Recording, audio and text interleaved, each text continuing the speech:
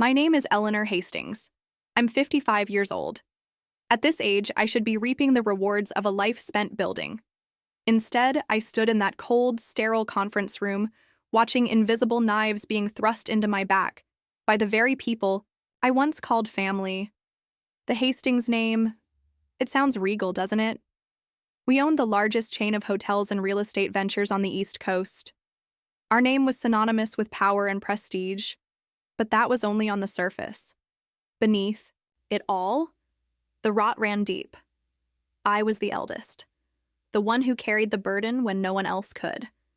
When my father fell ill, I stepped in, steering the company through financial storms while my younger siblings, Mark and Vivian, were still living off family credit cards. I protected our empire, for them, for all of us. Yet when my father passed, the masks came off. The reading of the will felt like slow death. The room was tense, suffocating. I sat quietly, flanked by lawyers, Mark and Vivian, each wearing the fake expressions of people who had already won. I had a bad feeling, but nothing could have prepared me for the cruelty about to unfold. All company shares and properties will be equally divided between Mark and Vivian Hastings, the lawyer read aloud. Eleanor will receive an annual allowance, as stipulated. Allowance. The word sliced through me like a blade. I, the woman who sacrificed her youth and personal life to uphold the Hastings legacy, reduced to a charity case? Mark turned to me, smug and patronizing. Vivian avoided my gaze, pretending to be sympathetic. Sorry, Eleanor. It's what Dad wanted, Mark offered, his tone sweet but hollow. I stared right into his eyes. Wanted? Or did you whisper in his ear while he lay on his deathbed? They said nothing. Their silence was louder than any confession. I left that room hollow and stunned. Rain poured from the sky as if mocking my pain. I drove alone, back to the small apartment I hadn't seen since my younger days. They revoked my access to the family estate that very night. I sat alone in the dark, gripping a trembling glass of wine. Why? Because I didn't have a husband and kids like them? Because I'd been married to my work, seen as rigid and cold? Or simply because of greed? I cried. But only for a moment. Rage dried my tears. It burned hotter than grief, igniting a vow deep within me. This isn't over. The next 3 months were hell. I lost everything. My title, my status, the fake friends. Nobody wanted to align with the woman cast out of the will. I became a ghost. Even the employees who once sang my praises now avoided me. They underestimated me. I wasn't the kind of woman who crumbled. I started to plan. Silently. Patiently. I reconnected with old allies, ones Mark and Vivian had wronged. I cataloged every dirty secret, every misstep they thought they buried. Most importantly, I rekindled my relationship with a private equity firm that had once been hungry to buy Hastings Enterprises. I would rebuild from scratch. Not just to reclaim what was mine, but to crush them atop the throne they thought they had stolen. That night, staring at my reflection in the mirror, I didn't see a betrayed woman anymore. I saw a predator, calculated, ready. The game, I whispered, has only just begun.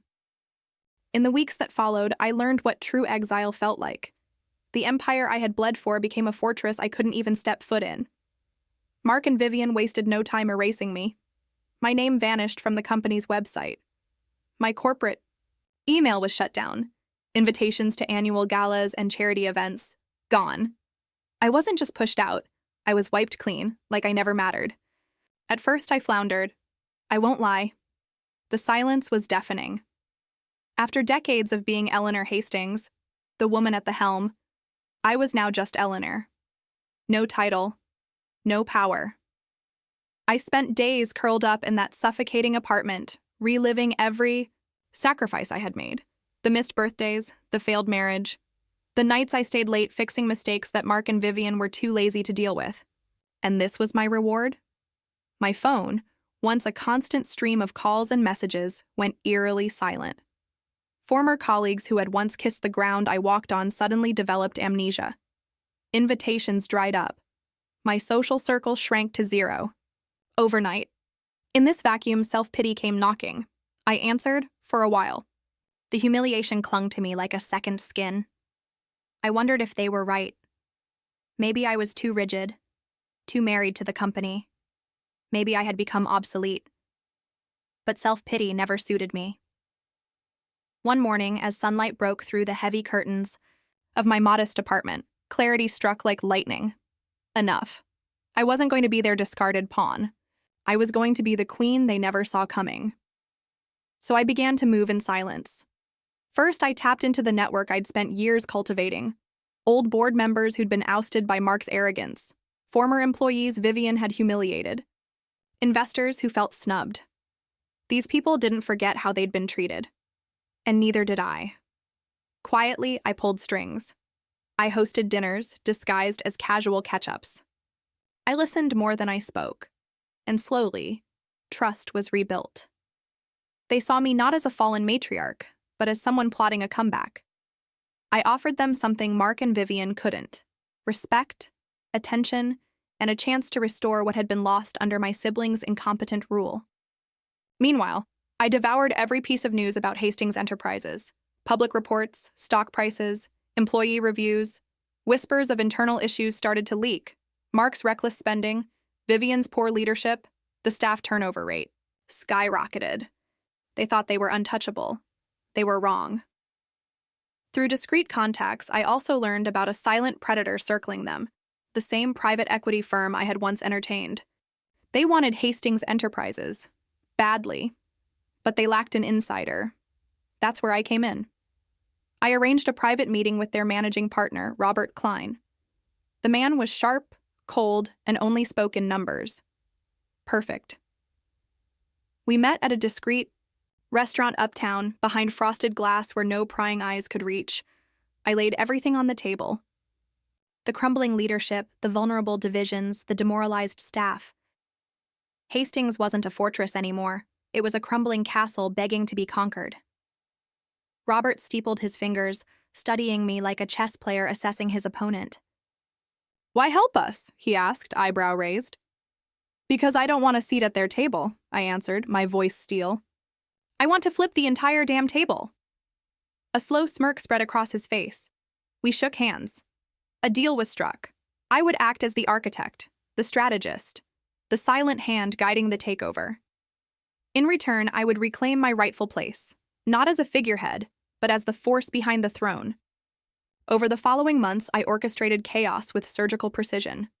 Leaks, scandals, and boardroom whispers became my weapons. Internal scandals started surfacing. Key executives resigned under pressure. Stockholders grew restless.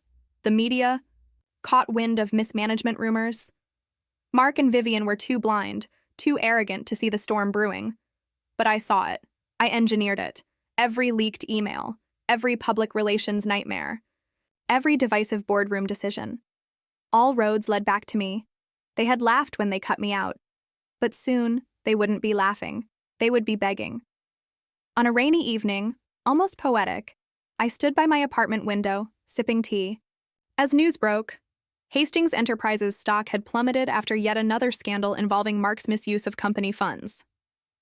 Their empire was cracking, and I wasn't done yet.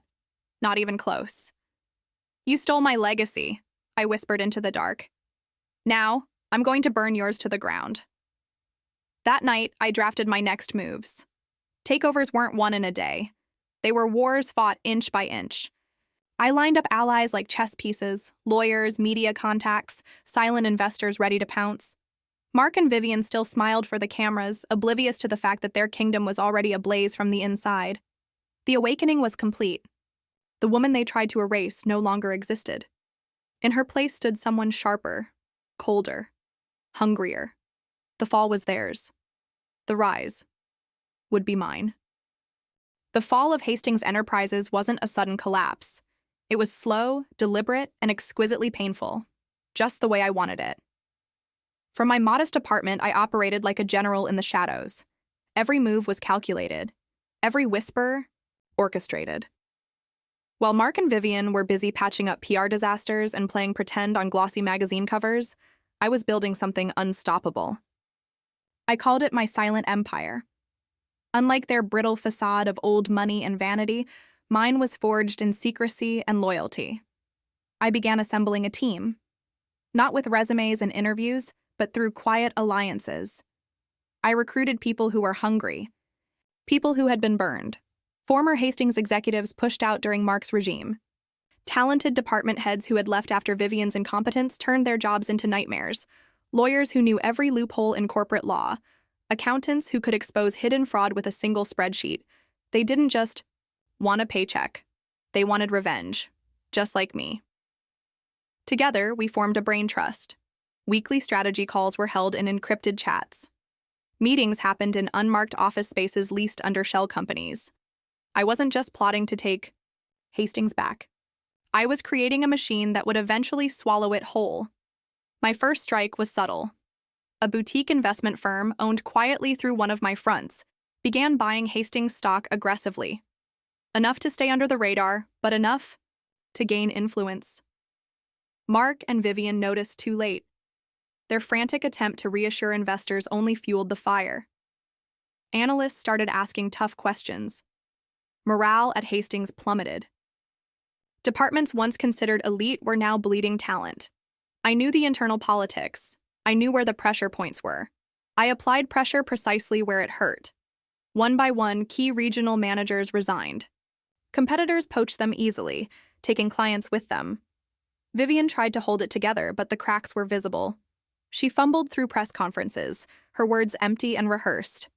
Mark, meanwhile, doubled down on reckless spending, hoping flashiness would distract from chaos. It didn't. The media fed on them like vultures. Headlines screamed about the sinking Hastings dynasty and siblings in over their heads. But while their empire burned publicly, mine expanded quietly. My team began acquiring complementary businesses. Logistics companies, smaller hotel chains, marketing firms. Each acquisition was a puzzle piece. On the surface, they appeared unrelated, but together they formed the skeleton of what would become my new empire. I positioned myself perfectly. The day Hastings would finally collapse, I would be ready to swoop in, not as a vulture picking at the carcass, but as the rightful heir reclaiming what was mine. Months passed. Each week, another scandal rocked Hastings. Employee lawsuits, financial audits, shareholder revolts. My plan accelerated. Through intermediaries, I started approaching key shareholders, people desperate to salvage their investments. I offered them lifelines, buyouts at reasonable rates, quiet exits in exchange for support later. They accepted. Fear always makes people compliant. Mark and Vivian had no idea how much control I had already amassed. Behind the scenes, I was no longer just a threat. I was becoming the majority. The moment came on a chilly winter afternoon. My lawyer slid a file across my desk, his expression calm but triumphant. With this last block of shares, you control 51% of Hastings Enterprises, he said simply. I stared at the document, a wave of satisfaction washing over me. 51%. The magic number, control, power, justice. But I didn't make my move immediately. No, that wasn't my style. They needed to suffer more. They needed to feel the walls close in, inch by inch. I let them announce yet another failing quarter. I let them stand on stage, fake smiles plastered, promising turnarounds that would never come. And then, at their darkest hour, I struck. The board meeting was scheduled discreetly. Mark and Vivian were blindsided when they saw me walk into that room, dressed not in desperation, but in victory. Vivian's face paled. Mark tried to bluster. "What the hell are you doing here, Eleanor?" I smiled coldly, sliding the shareholder register across the table. "I'm here," I said softly, "because I own this company now." Silence. Heavy. Suffocating. Mark flipped through the papers desperately, his arrogance cracking. Vivian looked like she might faint. "You can't do this," Mark hissed. "Actually," I corrected, my voice razor sharp, "I can. And I have." I laid out my demands with surgical precision. They would step down, effective immediately. No golden parachutes, no cushy consulting roles. Just gone. Their reign was over. They fought, of course. Threats. Pleas. Vivian even cried. I watched without sympathy. They had chosen greed over family, betrayal over loyalty. Now they were reaping what they sowed. By the end of the meeting, they were broken, stripped of power, reduced to nothing. I walked out of that room not as the Eleanor they thought they buried, but as the empress of my silent empire. Hastings Enterprises was mine again. Not gifted, not inherited, taken.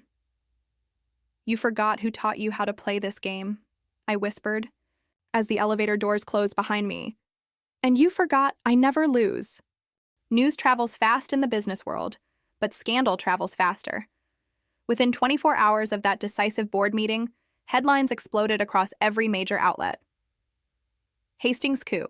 Eleanor Hastings regains control. The return of the Ice Queen. Outplayed, siblings ousted in power shift. I sat in my new office, formerly Mark's sanctuary of arrogance and expensive scotch, watching the news cycle unfold like a carefully scripted play. My play. The reporters speculated wildly, analysts scrambled to make sense of it all, and social media reveled in the drama, but I didn't care about the noise. This wasn't for them. This was personal. Mark and Vivian had gone silent. Of course they had. The humiliation was too great. Their downfall wasn't just corporate, it was public and absolute. I didn't strip them of power behind closed doors. No, I dragged them into the harsh light of day and watched them squirm. I knew they'd lawyer up, knew they'd try to challenge the legality of my takeover. But it was pointless. I had played by the rules. Every share acquired, every contract airtight. They couldn't fight what was already done. The game was over. Still, I wasn't satisfied. Not yet. Power, I learned, wasn't about holding the crown. It was about making sure no one ever dared to steal it again. So I began to clean house, ruthlessly. Executives loyal to Mark and Vivian were summoned one by one into my office. Some begged, others tried to bluff their way into staying relevant. None succeeded.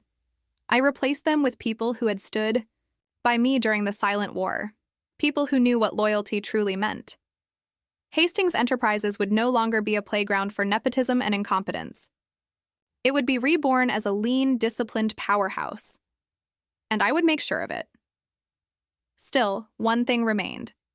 The final nail in Mark and Vivian's coffin. Their public humiliation wasn't complete. I wanted them crushed, emotionally, financially, socially. They needed to become cautionary tales whispered in hushed tones at cocktail parties. So I orchestrated a press conference. It was billed as a new chapter for Hastings, a way to calm investors and stabilize the brand. But it was much more than that. It was the execution ground. Cameras flashed as I took the stage in a sharp midnight black suit. The room fell silent as I adjusted the microphone, my expression unreadable. Effective immediately, I began, my voice steady and cold. Mark and Vivian Hastings are no longer affiliated with this company in any capacity. Their actions over the past year have not reflected the values this brand stands for. The words sliced through the room like a guillotine. Reporters erupted with questions. Were they fired? Will they challenge it? What did they do wrong? I answered, with calculated grace. This company was built on integrity.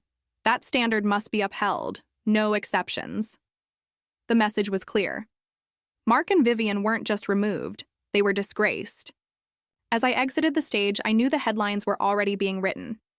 Hastings' new era had begun, and their names would be nothing more than footnotes to my legacy. That night, as I sat in my penthouse, the one Mark used to flaunt at parties, I received a message. It was simple, from Vivian. Why, Eleanor? We're family. I stared at the screen, unblinking. Family. The word tasted bitter. Family doesn't stab you in the back and expect forgiveness. Family doesn't conspire to erase you. No. They stopped being family the moment they chose greed over blood. I didn't reply. Silence was the only answer they deserved. Instead, I poured myself a glass of wine and toasted to the empire I rebuilt from ashes. My empire. They say revenge is best served cold. I disagreed. Mine was served with precision, class, and televised for the entire world to see. Game over, I whispered, watching the city lights below. But deep down, I knew this wasn't just The end. It was the beginning of something far greater. Hastings was mine. The throne was secure, and I would make damn sure no one ever dared challenge me again. The dust had settled. Mark and Vivian had vanished from the public eye, their social calendars suddenly vacant, their calls unanswered by the very people who used to cling to their coattails. They had become pariahs in the very world they once ruled. I, on the other hand, stood exactly where I always belonged, at the top. Hastings Enterprises wasn't merely stable again, it was thriving. The rebranding had been swift and brutal. I removed every trace of the old regime. Gone were the pretentious slogans and hollow marketing campaigns. I replaced them with a clear message: strength, resilience, legacy. I didn't just want people to trust Hastings again. I wanted them to fear it. My silent empire, once hidden in the shadows, merged seamlessly into the corporate structure. My loyalists now occupied every key position. The days of nepotism and incompetence were dead. Merit ruled here now. Fear kept everyone sharp. Respect kept them loyal. I became more than a CEO. I became a symbol. Shareholders praised the turnaround. Media outlets, once critical, now sang my praises. The Ice Queen who saved Hastings. Eleanor Hastings. Ruthless, brilliant, unstoppable. Those headlines didn't flatter me, they defined me. Behind closed doors, I held court like royalty. Executives came seeking my approval, not out of obligation, but necessity. My word became law. My decisions reshaped markets. Rivals who once mocked my downfall now tread carefully, whispering my name with a mixture of admiration and dread. But power, I learned, wasn't about fear alone. It was about legacy. I refused to let Hastings slip back into chaos once I was gone. So I handpicked successors. Not heirs, but warriors. Men and women forged through loyalty and fire. They would protect what I rebuilt long after I was gone. One afternoon, as I signed off on the company's record-breaking annual report, I received an invitation, an exclusive gala, the kind Mark and Vivian once dominated. For years, I avoided those pointless affairs. But this time, I accepted. It was time to show the world who ruled now. I arrived wearing a custom-tailored ivory suit, diamond-cut sharps, and blinding under the chandeliers. Conversations hushed as I entered. All eyes turned. The whispers started immediately. That's her. She owns Hastings now. She destroyed them. Exactly. I moved through the crowd with effortless grace. Former allies of Mark and Vivian tried to cozy up again. I shut them down with a single look. I wasn't here for them. I was here to make a statement. By the end of the night, there was no doubt left. Eleanor Hastings wasn't just back. She was untouchable. On my way out, I caught sight of Mark and Vivian from across the room. Yes, they were there. Shadows of their former selves, clinging desperately to fading relevance. Vivian wouldn't meet my eyes. Mark, ever the fool, tried to smirk. I stared him down until his smirk faltered. Power speaks without words. As I exited the gala, a journalist approached me, recorder in hand, eager to capture the Queen's decree. Ms. Hastings, how do you respond to critics who say your return was too ruthless? I paused, letting the silence drag until even he grew uncomfortable. Then I smiled, cold, elegant, deadly. Tell them, I said softly, thrones aren't inherited, they're taken. And with that, I walked into the night, leaving them to choke. On the ashes of the empire they once thought was theirs. The throne was mine. Forever. 5 years. That's how long it had been since I reclaimed what was rightfully mine. 5 years since Mark and Vivian were cast into oblivion, footnotes in a story they thought they'd written. The world had changed since then, but I hadn't. I evolved, I expanded, I conquered. Hastings Enterprises wasn't just a leader anymore, it was the standard. The gold bar every other corporation measured themselves against, and inevitably fell short. Under my reign, we doubled our market share. We acquired rivals not with desperation, but with indifference. They offered resistance. I offered inevitability. They folded. I became the woman presidents and prime ministers called when they needed deals closed. Wall Street whispered my name like it was a myth, a legend reborn in tailored suits and diamond-sharp ambition. Eleanor Hastings, they said, the Empress of the East Coast. Even my enemies admired me, or feared me, usually both. I now resided atop the world, literally and figuratively, in a penthouse overlooking the city skyline. At night, I often stood by the window, sipping aged whiskey, watching the lights flicker below like tiny, obedient stars. My empire stretched beyond Hastings now. Tech firms, media conglomerates, luxury brands. If it made money and influence, it belonged to me, or soon would. As for Mark and Vivian, Mark fled the country after a series of bad investments left him bankrupt. He gave one bitter interview blaming ruthless family betrayal before the media stopped caring. Vivian tried reinventing herself as a wellness guru on social media. The only followers she attracted were bots and pity. Neither mattered anymore. They were ghosts trapped in a past I burned to the ground. I didn't hate them. Hate requires energy. I was long past that. They simply ceased to exist in my world. My focus remained on the future, on legacy. I had no children of my own, but my empire was my lineage. I handpicked protégés, sharp, loyal, mercilessly efficient. They would carry my vision long after I was gone. Power, I learned, isn't just about taking. It's about holding, about making damn sure no one dares take it from you. One evening, during a gala held in my honor, a young CEO nervously approached me. "Ms. Hastings," he stammered, "what's the secret? How did you rise from being cast out to ruling everything?" I smiled slightly, the kind of smile that made men sweat and women rethink their ambitions. I leaned in, my voice soft but carrying the weight of every empire I crushed beneath my heels. "Simple," I said. "You don't beg for power. You don't wait for permission. You take it, and once you do, you never let it go." He nodded, stunned into silence. As he walked away, I raised my glass to the glittering city once more. They tried to erase me. They tried to replace me.